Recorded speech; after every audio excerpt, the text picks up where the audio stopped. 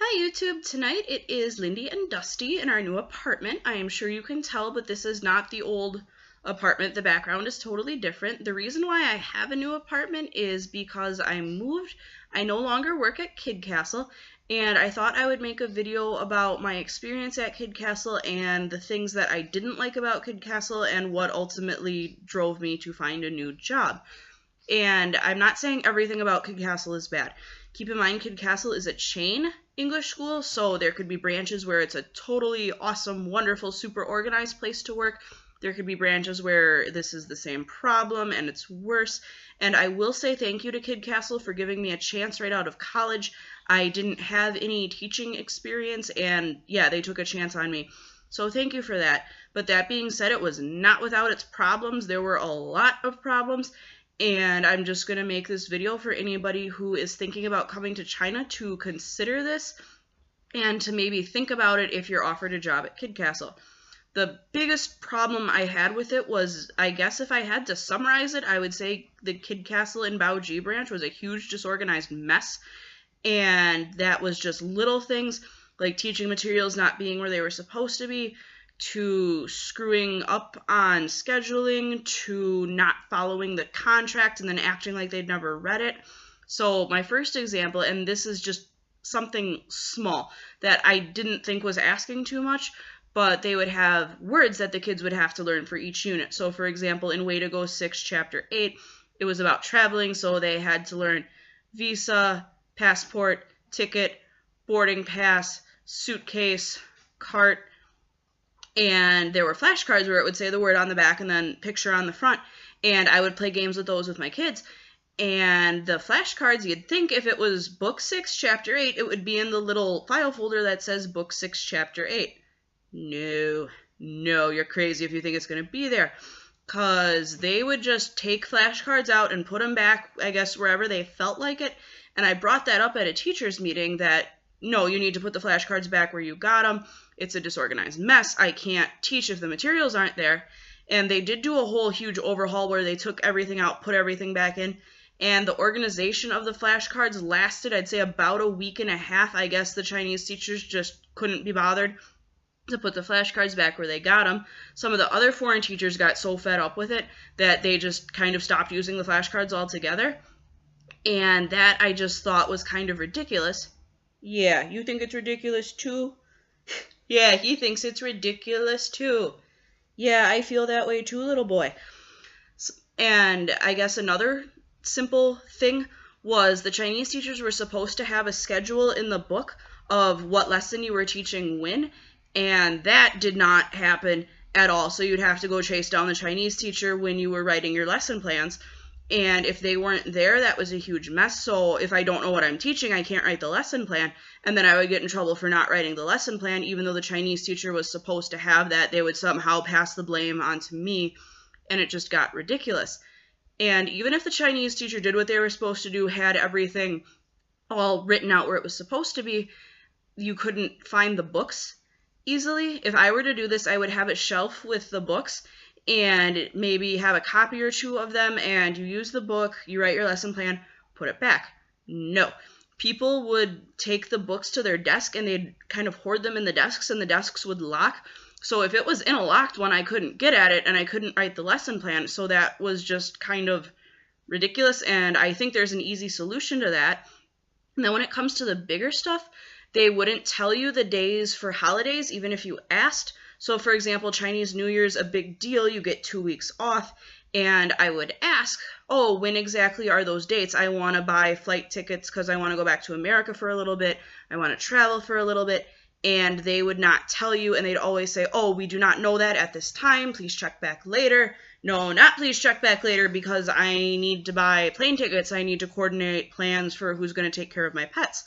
And I think that would drive the parents crazy, too, because I'm sure they want to take their kids out of the country or to visit relatives in another province, and they don't want to miss these English lessons that they're paying for. But yeah, they would not tell you the days off ahead of time. And it also spelled out in the contract that we were supposed to have a certain number of paid days off. And in my world, paid days off means work goes away, money remains the same, and they would conveniently forget about that. And when you brought that up, they would say like, oh, we'll just pay you extra. No, I don't want to be paid extra. I want my time off to be off. And that happened 2 years in a row. The first year I was here, the Chinese New Year, they conveniently forgot our paid days off, and we brought it up and we got paid. And this year it happened again, and I was seriously considering just staying at my house. That we've talked about this before. I understand mistakes happen, but you can't be doing that. And it also said in my contract that I was supposed to have 2 days off a week.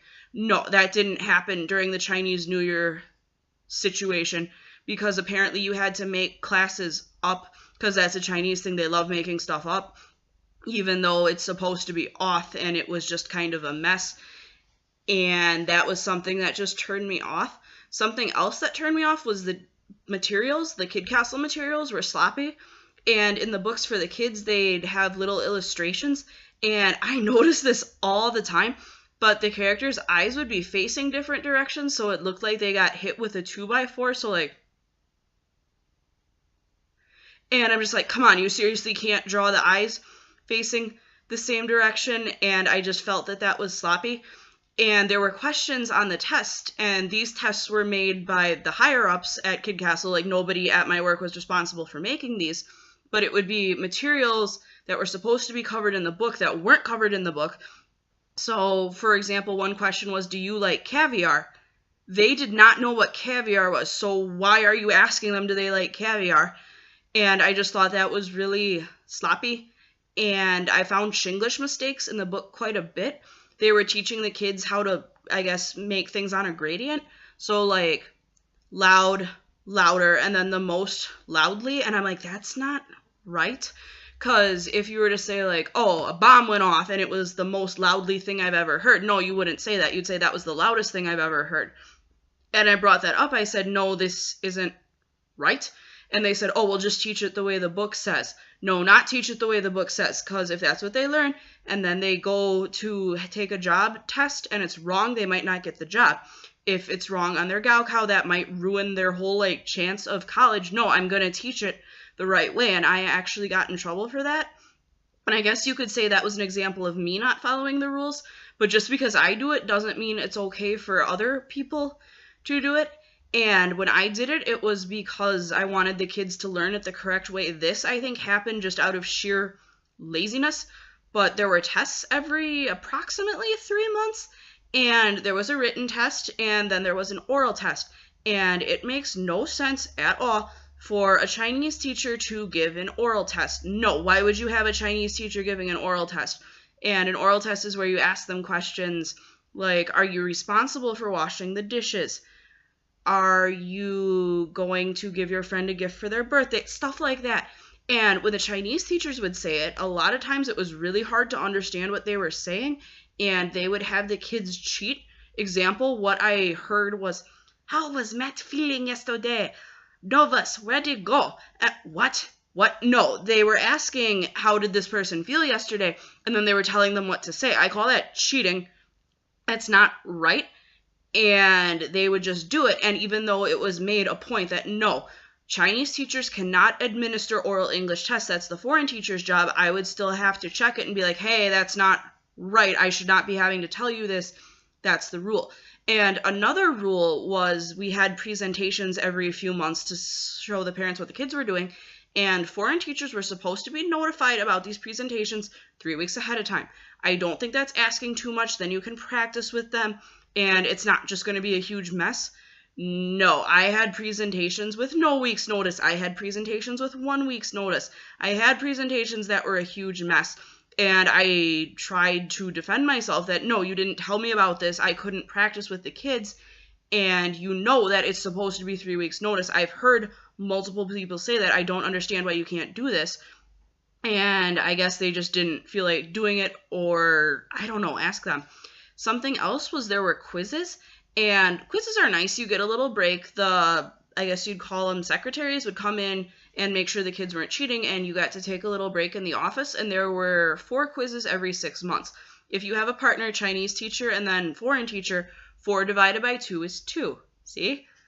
Somehow that was math that was too complicated, because I had it like where the Chinese teacher got all 4 quizzes, I didn't get any, or they would get 3 and I would get 1, and I thought that that was ridiculous, and I bought that up, but no, nothing changed, and I just felt like, no, that is just sheer laziness, that you just want to keep them all for yourself, and that's not fair. Something that was done by the higher ups, like the administration, is they would hire illegal people, because you're not supposed to be on a Z visa teaching English in China if you're not from either the US, the UK, Australia, New Zealand, Canada, or South Africa. And we had people from other countries teaching. They would be here on student visas and they'd be teaching, and that's not legal. If immigration were to come, they would be in big trouble. The company could shut down the branch, and I don't want to be without employment because of something the employer did that was illegal. So that kind of made me uncomfortable, but I couldn't do anything about it. Another thing I couldn't do anything about was the lack of English being spoken, and that was another rule that they just kind of chose to not. Oh, yeah, he bit me again. I guess animals can tell how you feel. He can tell I'm getting annoyed, so I guess he's annoyed too. Was the lack of English being spoken, and this is a school where they are supposed to teach the kids English, and you'd hear Chinese teachers talking in Chinese, and they weren't supposed to be doing that because then the foreigners don't know what's going on, and it just kind of makes for a divided environment, and they were told you shouldn't be talking in Chinese, but they would just do it anyway, and it would totally show that they were doing it because they did not speak English. I would ask a question if a Chinese teacher told me, can I have an extra few minutes? I didn't finish this up, and then you can come in and do your part of the class. Okay, cool. What time do you want me to come in? Sha. They did not understand, so I had to talk like this. I don't feel like I should have to do that if I am working with somebody who supposedly teaches English and gets paid actual money to teach English to children. And I asked somebody, I'm like, how the hell do they get a job here when they don't understand? I guess there's a test you have to take in order to teach at KidCastle, but they give you the answers beforehand so you can study, and I guess they basically just memorize the answers. And if it's something that's worded slightly different, or if it's something that wasn't on the test, they don't understand. And I've had students that actually had to explain something to the Chinese teacher that I explained to them. That's bad. If you have kids explaining stuff to teachers, yeah, that's bad. You should not be working there. And I also had Chinese teachers asking me how to spell a certain word. There was one chapter in Unit 5 where they learn karate, ballet, swimming, skating.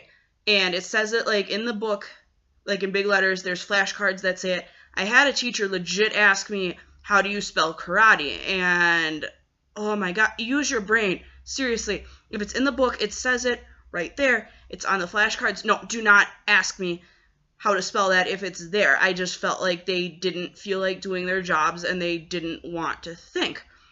And this is, I guess, sort of like smaller on the pyramid of things that aren't good about that.